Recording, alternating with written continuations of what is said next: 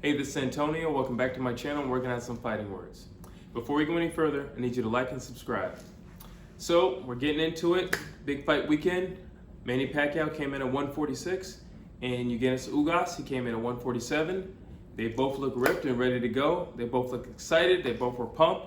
Yes, it's not initially what everybody, including myself, thought we were going to be getting, with Manny Pacquiao. However, everybody looks enthusiastic about the whole ordeal.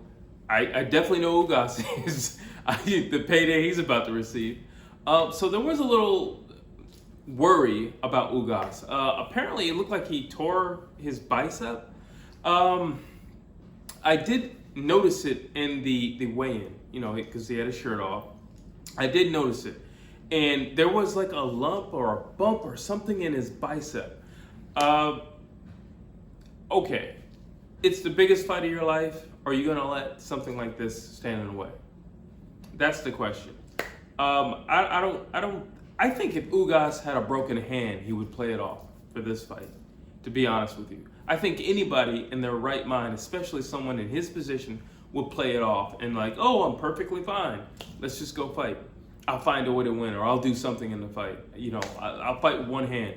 Floyd Mayweather has fought with one hand several times. Roy Jones Jr. several times. Nothing new. We've seen fighters with an arm out the socket and win fights, so it's nothing new. But we don't want to make excuses. But there was definitely something wrong with his arm. So what I did was I looked at his earlier fights to see if maybe that's just something that I overlooked in the past. But no, it wasn't in his last couple fights. It wasn't in any of those fights. There's definitely like a lump or something right here in this area of his arm. And I also noticed when he was facing off at Manny Pacquiao, so his one arm went all the way down. The other arm kind of hinged a little bit. It didn't stretch out all the way down. So, it's definitely something to keep in the back of your mind. But I'll say it again, if you're Ugas, nothing will stand in your way, okay? Because everybody's already counting you out. Everybody's literally saying, yeah, when Manny fights, Earl Spence after you, because you're just somebody to keep him loose until Earl gets better, basically. So nobody believes that Ugas is going to do it. Nobody believes he's going to stand the distance or anything like that, including a lot of his past opponents. I'm not going to say any names or anything like that, but I guess I could. Sean Porter. so nobody really believes he's going to do it. And I'm not going to say this is going to be an excuse if he does not do it. I don't know if he would bring it up. He doesn't strike me as a type that will bring it up. I think he's so enthusiastic about the fight in general that he's like, I don't care if my knee was blown out. I'm going to make it to that ring on Saturday night. No ifs, ands, or buts about it. And that's the right, mentality to have. That's the right mindset to have. It's a world championship fight. First time you're going to be on pay-per-view. Take full advantage of it. You take every advantage there is. Yeah, you're going to be a little deficient, or you might be. I don't know if that's something that's always been there. I don't know if it's something that's a reoccurring thing. I don't know. But there definitely was something there. And I'm not going to say he's going to use it as an excuse, say he fails on the night of.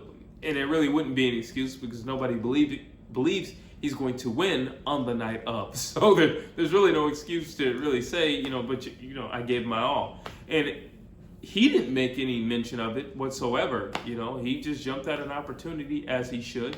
He jumped at a payday as he should. And I'm not mad at him. I'm not mad at him at all, and I understand that mentality that he has. It's just like, okay, well, everybody's counting me out.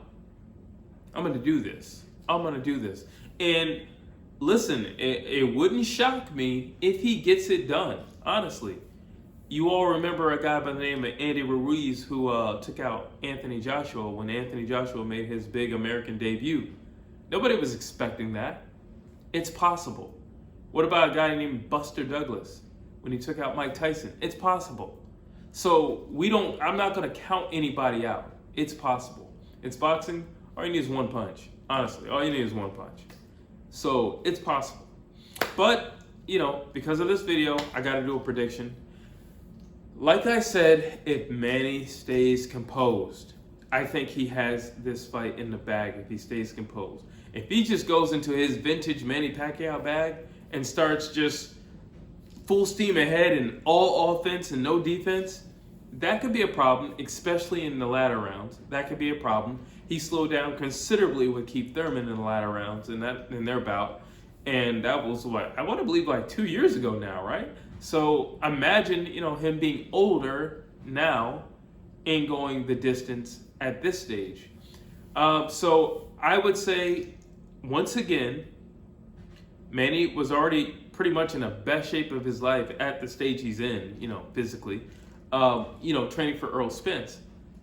But I still believe the game plan for Earl Spence will be effective for Ugas. Ugas, again, is not a combination puncher. Again, he's a very paced fighter. Again, he doesn't take full advantage of his height and his reach. So these are some things. One more thing. As I said in the previous video, Ugas, even though he was trained in the Cuban school of boxing, he fights very American. He fights like an American. Most Cuban style fighters, Rigdiao or Lara, or Ortiz, they are slick. The game plan for them is don't get hit. And then you have, Ugas, who's like, I'll take a few shots to give one. So he's there to be hit. He can be hit. I don't want to say he's a one-trick pony, but he's there to be hit, and he won't necessarily change anything as the fight goes on. Like, okay, well, if this isn't working, then I'll try this. If this isn't working, I'll try that. He's not that kind of guy. He'll stick to it. So eventually it will work, or it'll just be his downfall. But he won't, he's not the type of guy that switches things up. So really, everything Manny was planning to do with Earl Spence, if he just does that, but he does it early. I mean, just go straight at it. Again, Ugas is not, he's not the hare, he's more like the tortoise. He's not a sprinter, he's just not. He's a long distance runner. That's what he is. Nothing against that, but he needs to start early in this fight. And I don't believe you can retrain yourself in not even a full fight camp for somebody. There's no way possible. You are who you are, especially if you haven't had a training camp specifically for this individual. You are who you are.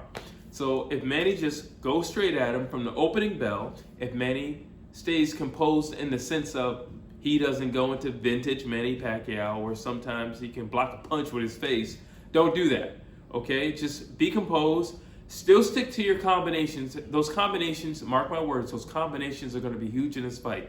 Ugas does not throw, at best he will throw 3 punches, at best. And that's deciding that he has someone hurt. At best he will throw 3 punches. If you're hurt, he'll follow it up. But for the most part, he's not that type of guy. He's not going to follow a whole lot of punches up.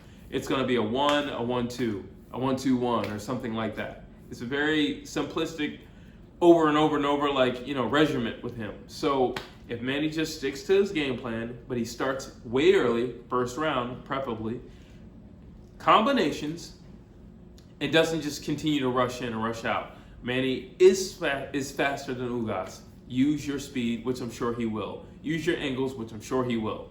But do not stand in front of Ugas. He is bigger than you, especially in the latter rounds. Do not do that. Once again, you slowed down with Keith Thurman 2 years ago. I'd imagine you would slow down again today with Ugas. So just don't do that.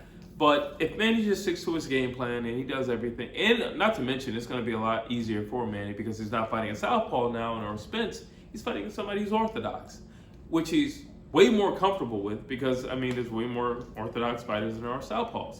So again, I feel strongly that Manny can win this fight if he just sticks to those points that I just made. But he can make it hard for himself if he just goes into vintage Manny Pacquiao and he tries to finish Ugas and he doesn't get it done. You don't want to blow out your reserves because in the end you're going to need those.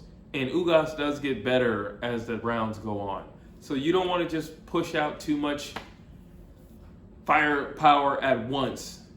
Pace yourself. Test him, see what he's got, see what he's willing to give you back, but be consistent with it. Stay fast, hit with combinations, in and out. Make Ugas work. Ugas would prefer to stand still. He would prefer to like have the fight here and in here. That's how he would prefer to fight. Make him move around. Make him chase you. Don't run him down. Make him chase you. Other than that, you know, I like Ugas. I really do. And I like what he stands for, you know, in terms of Cuba and all that goes on in that country.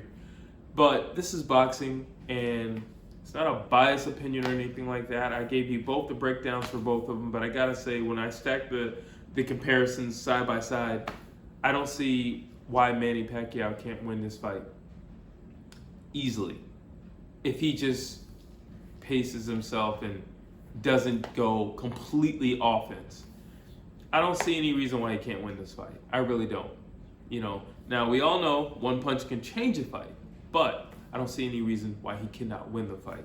And win the fight intelligently, and then win the fight convincingly.